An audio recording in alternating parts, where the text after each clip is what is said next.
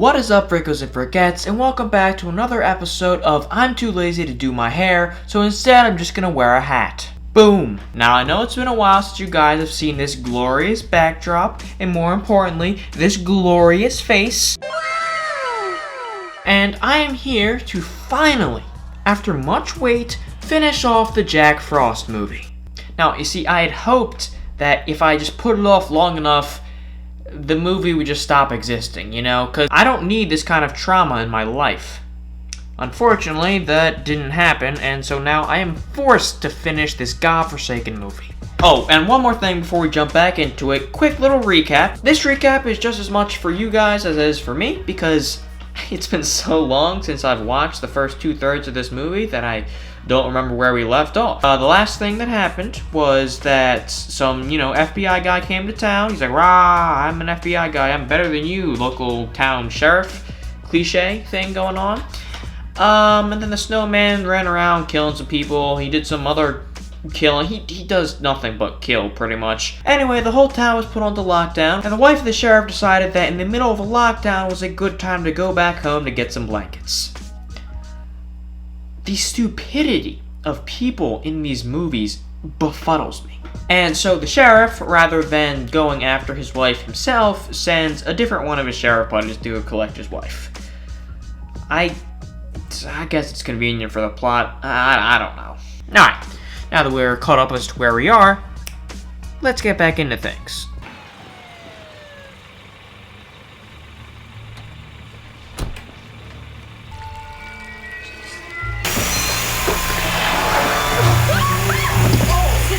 Don't you ever creep up on me like that again. Don't you ever creep up on me like that again, she says after the man arrived in a car that literally flashes lights in your face. It was not a very sneaky approach. You just have very selective attention, apparently.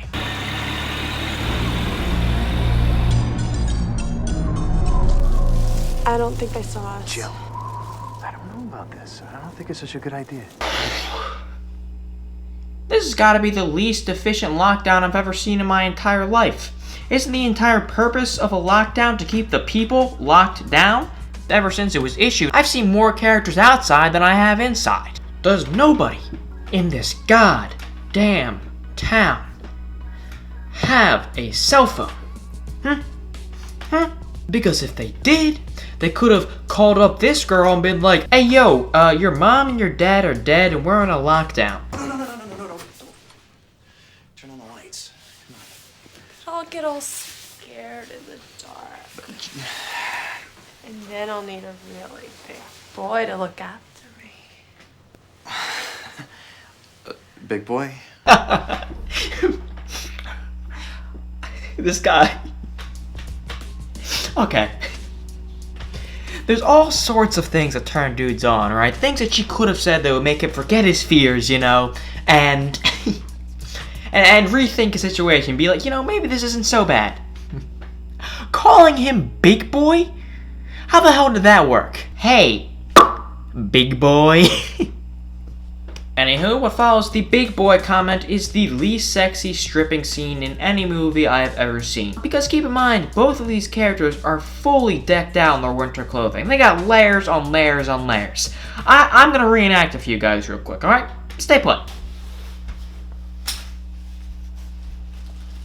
Hey, Big Boy.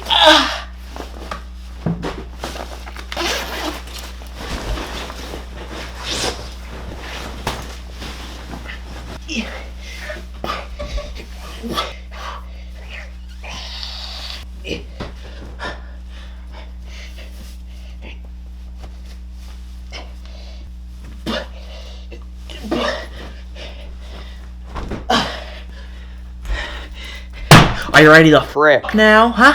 Anyway, once they're completely stripped down, whatever, the girl says to the guy, if you want me, Big Boy. She doesn't say Big Boy a second time, but I added it for comedic effect. Big Boy, you need to give me a roaring log fire and a bottle of wine. Now, here's the question I have. How does she know these things are in this house? Because they broke into this house. Anyway, so my boy, trying to get his dick wet, goes to find that bottle of wine. big boy, what are you doing? She asked for 2 things. A bottle of wine and a roaring log fire. You've already goofed up on the first one because that's champagne. Huh?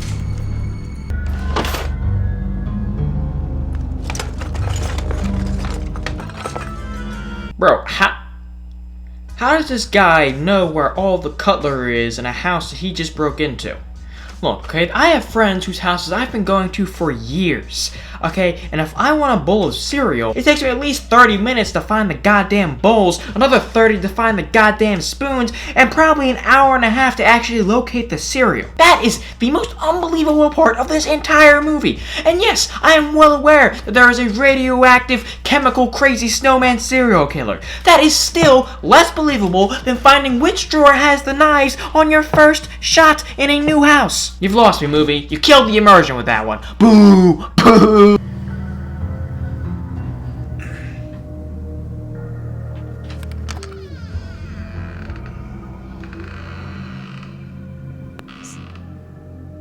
What's out there?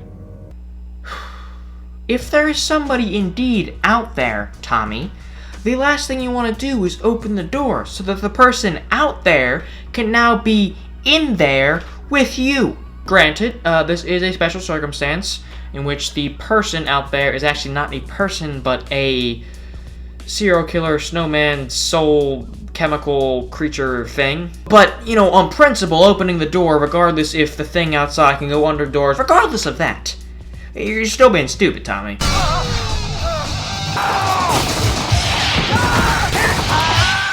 Look, Tommy, old friend, old buddy, good old big boy of mine. Did I not warn you? You opened the door, got clocked in the face by a snowman, and then said snowman threw an icicle through your face. Shouldn't have opened the door, bro. Okay, I understand hairdryers are very loud, okay? I've used them, alright? But are you telling me that this hairdryer was louder than the sound of somebody being murdered? Okay, so this next scene I'm not going to be able to show on YouTube, okay? If you want to see it, just look it up yourself, alright? But the girl goes ahead and gets in the bath, still completely unaware that her boyfriend, Tommy, has been murdered by a snowman. She gets into the bath, right? And all of a sudden, a carrot pops up through the water. Bloop! All of a sudden, all of the water turns to ice and she's trapped. And Jack Frost arises from the bathtub. The carrot's not up here, though. It's a little bit lower, and Jack Frost fricks the girl to death. He fricks her to death. And you know what? I'll give it to the movie, okay? After that scene, Jack Frost hits me with one of the greatest one-liners I may have ever heard. And he says, Looks like Christmas came a little early this year. Sam, it's just a scar. Mother of God. Nah, Finch couldn't make it. Thought you said conventional weapons couldn't touch that thing. Now look what you've gone and done.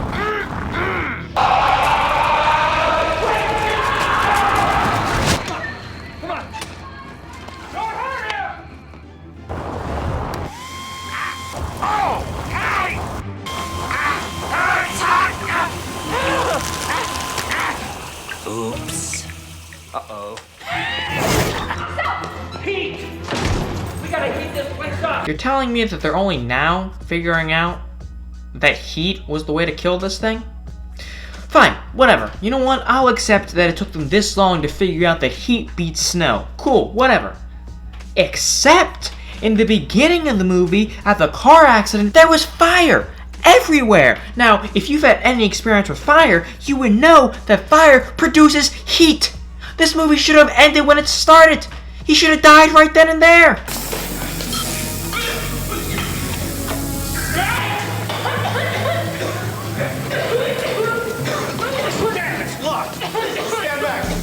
I understand the populace of this town is really dumb, but are you telling me that the architects who designed the place were equally as dumb? This place looks like a family reunion in Alabama. Dear viewers, if you live in Alabama, I didn't mean to offend you.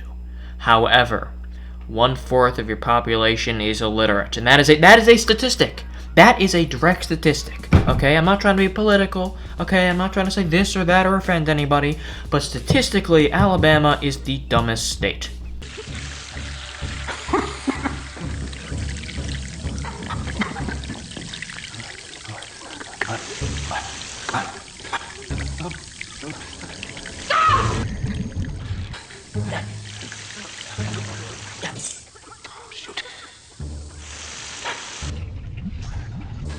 Pick him up.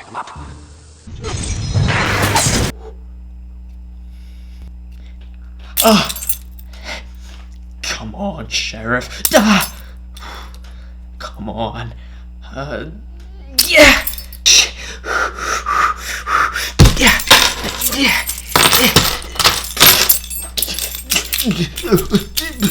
Oh no.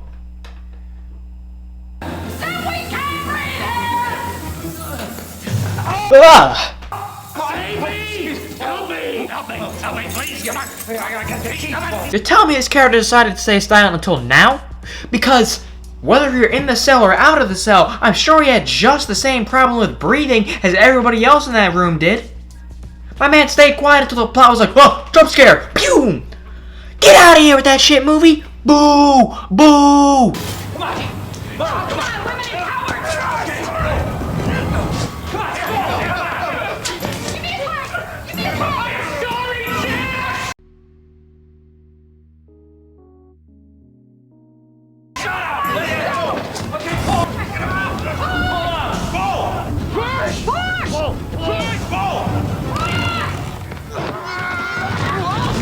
How much time is left of this movie? I'm watching it on my phone. I'm just gonna...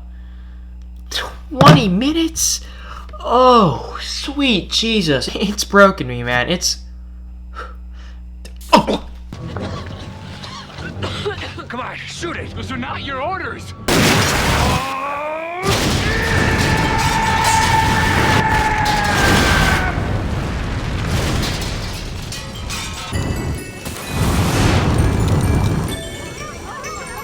I'm a Picasso!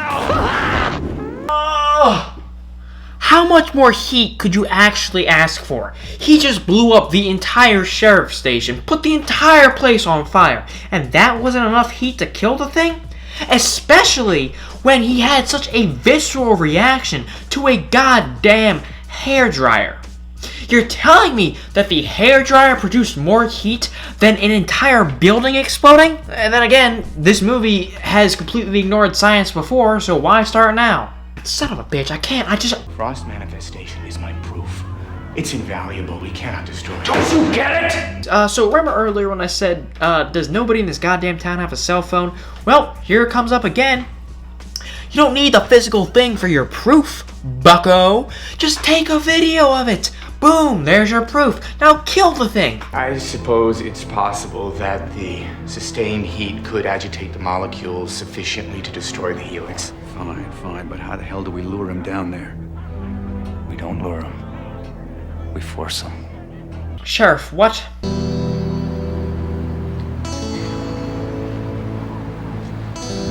Alright, back it up. Ee-oo, ee-oo, ee-oo, ee-oo. Back that shit up. Is that Sharpie on a snowman?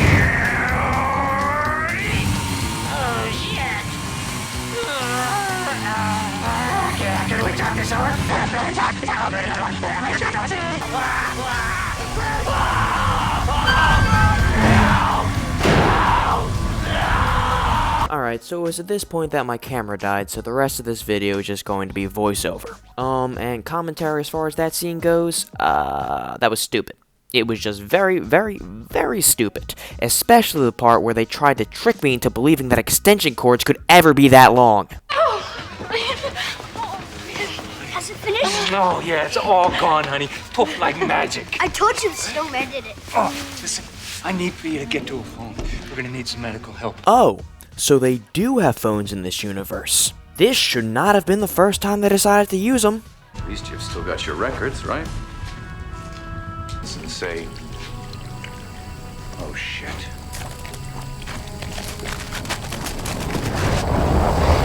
Come down my chimney and call me Mrs. Claus. Are you kidding me? This movie is still going on? I can't do this.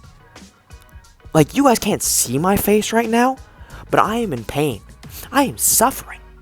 This movie still has 15 minutes left of runtime. How in the name of Kris Kringle's crinkly crack is that even possible? Right, so Jack Frost comes outside wearing the scientist man like that special sock puppet you keep under your bed, and then he proceeds to ejaculate himself forcefully from scientist man's mouth. Ryan, open the door! Scared, Dad? Dude, we just saw you open the door without having to unlock it. Why don't you just open the door and leave the car? I feel like that would solve your little dilemma here. I think your engine's flooded. Now, I'm not sure if I showed this part of the movie, but in the very beginning, the son made this disgusting looking oatmeal concoction that looked like wet, chunky diarrhea and put it into a bag for his father. That is what was in that bag that the sheriff just pushed into Jack Frost's face. Are you telling me that he survived an explosion and being shoved inside of a furnace, and that his real weakness is oatmeal? Honey, what did you put in the oat? Antifreeze. And so it would appear that that is not what you're telling me. What you're telling me is that the son tried to poison his own goddamn father. Who the hell puts antifreeze in oatmeal unless they're trying to murder the person they're feeding it to? Alright, so this video is already super long, so I'm just gonna go fast round to finish up the end of it.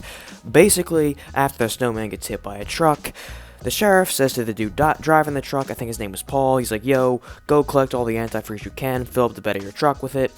And then the sheriff runs around, he stalls for 5 minutes, he gets stabbed in the chest with an icicle, but is somehow completely fine, I don't know. And then the sheriff tackles the snowman through the second-story window of a building into the bed of the truck that is now filled with antifreeze. He wrestles in said bed of the truck filled with antifreeze like he was a hot chick in a mud wrestling competition.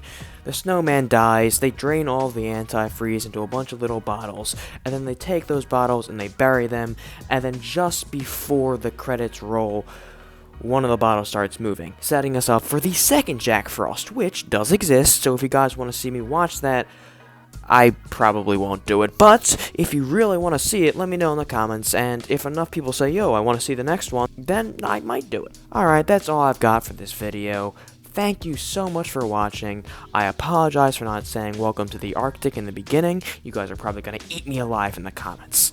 Oh, thank you for 5K. Alright. Bye-bye now.